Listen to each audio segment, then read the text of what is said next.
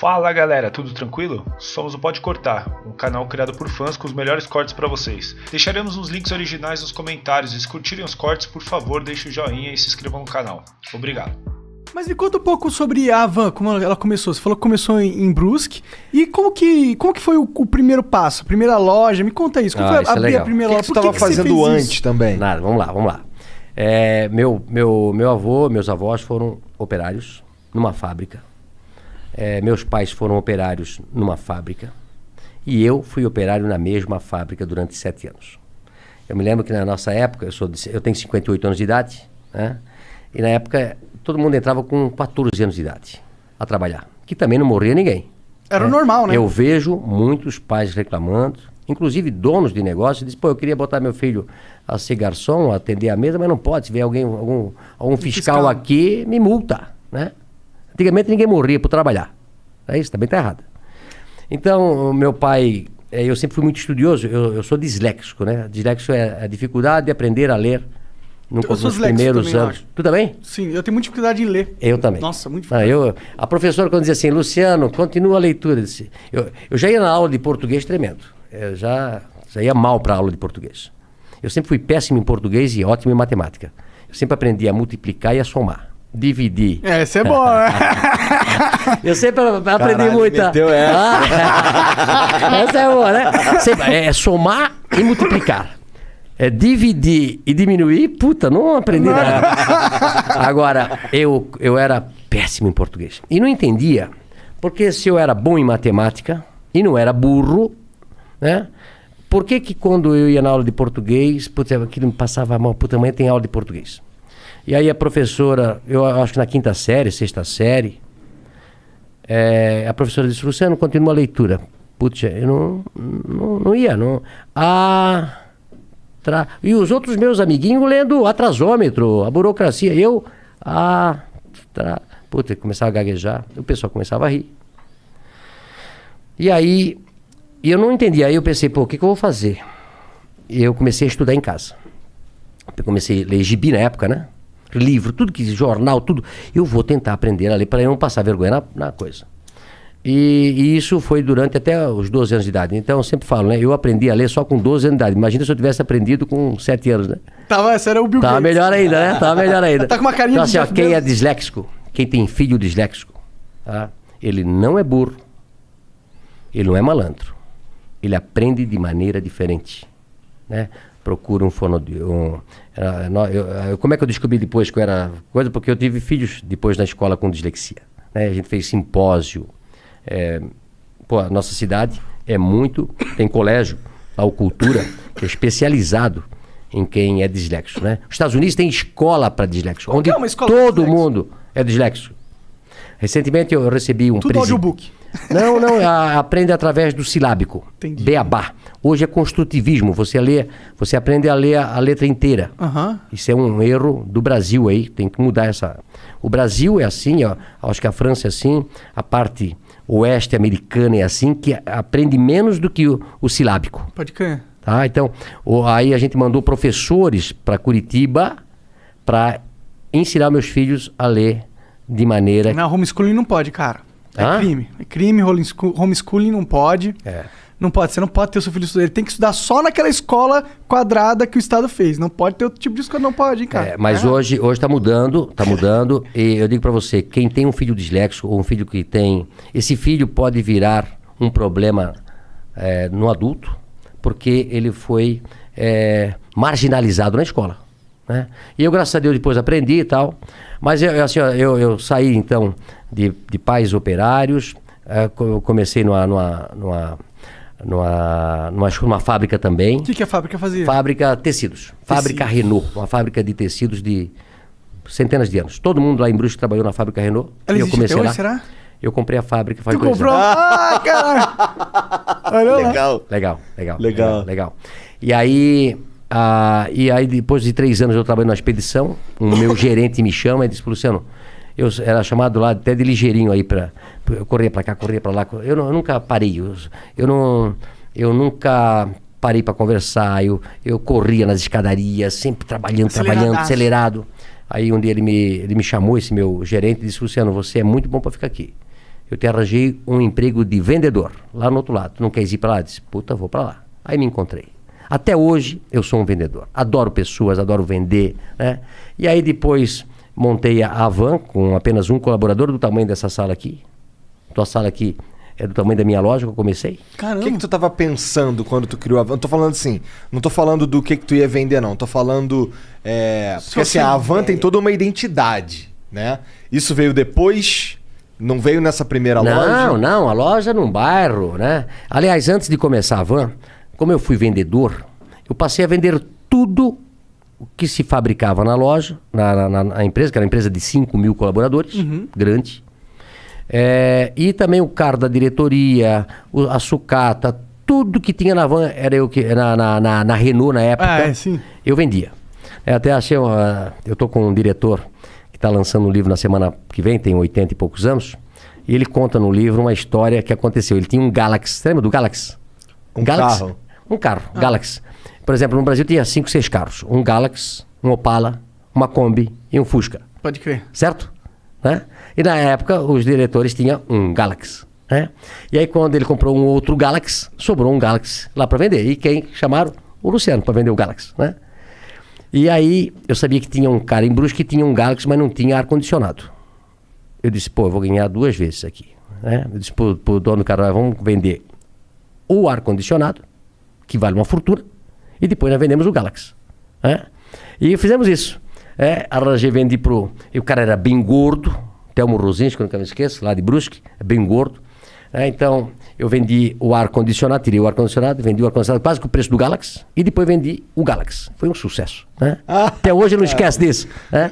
Então, assim, depois disso, eu montei primeiro uma tecelagem de toalha, em 1984, com 22 anos de idade. Da hora. 22 anos de idade. E depois eu montei a Avan. Por que você tinha esse negócio de montar empresa? Porque seu pai e sua mãe eles eram operários. Eles tinham alguma coisa de montar empresa, né? Dentro deles? Não. E meu pai dizia assim, Luciano, eu começava das 7 da manhã às 5 da tarde. E meu pai trabalhava das 5, 1h30. E aí antes de eu ir para o escritório onde eu trabalhava, eu passava no lugar que meu pai trabalhava, que era um subsolo. Trabalhou 42 anos num porão. Meu pai. Caralho. 42 anos. Vitamina D faltava bastante. Pô, coitado. E aí eu dizia, pai, agora eu vou montar uma empresa para mim. Ele disse, estás doido, Luciano? Eu tô aqui a vida toda de operário.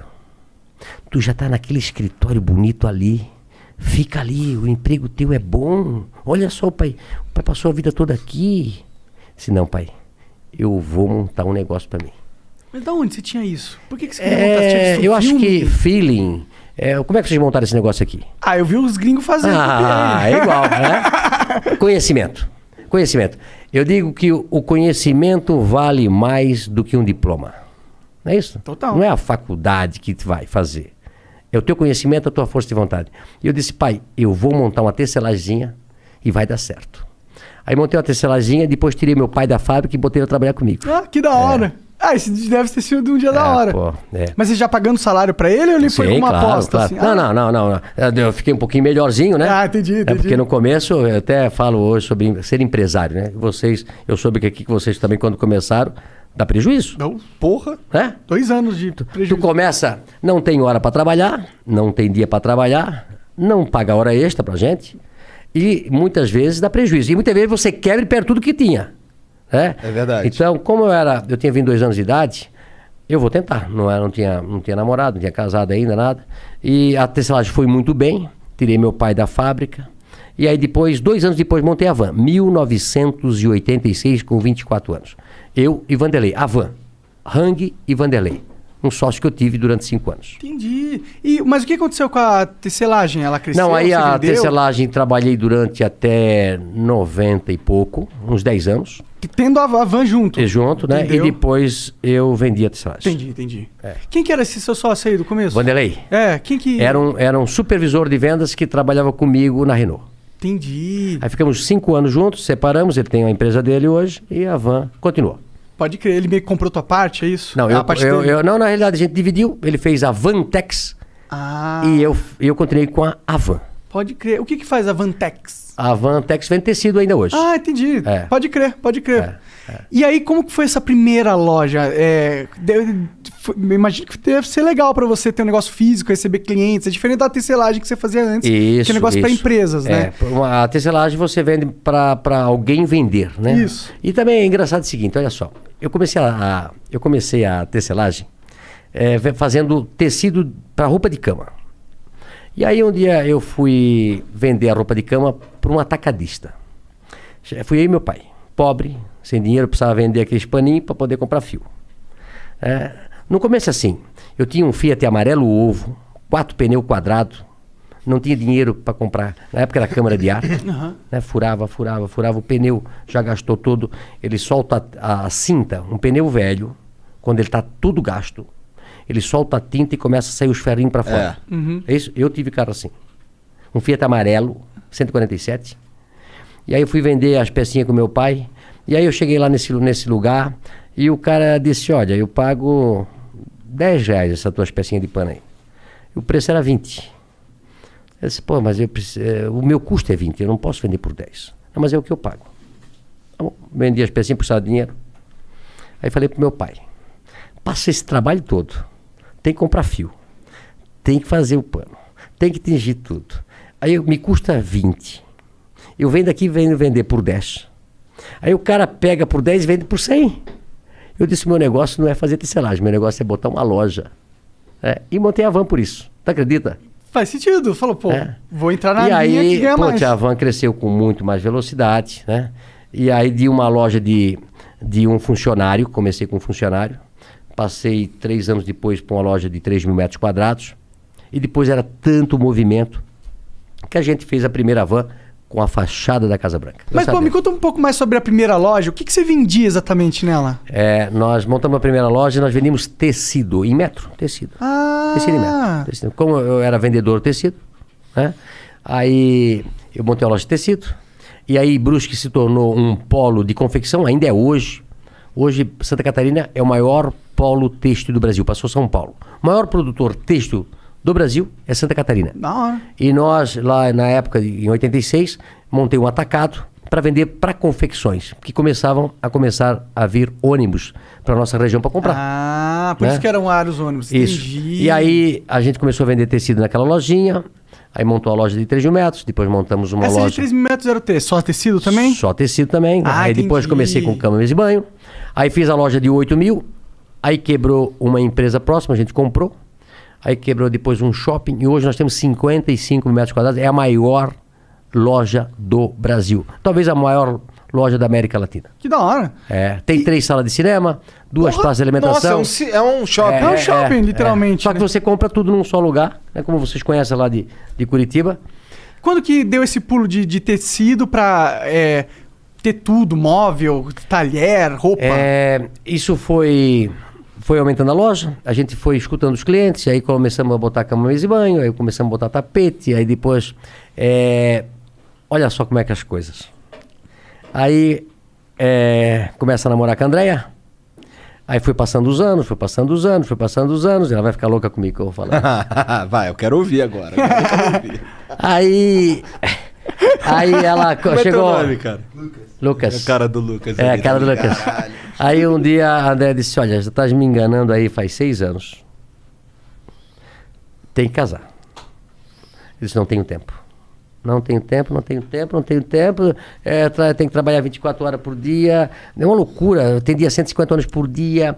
É uma loucura, Tu tava lá na frente, na loja direto. Não, direto. Eu ia dormir 1, 2, 3 horas da madrugada, porque eu importava muito na época da Coreia e tal, e lá é o inverso. Sim. Né?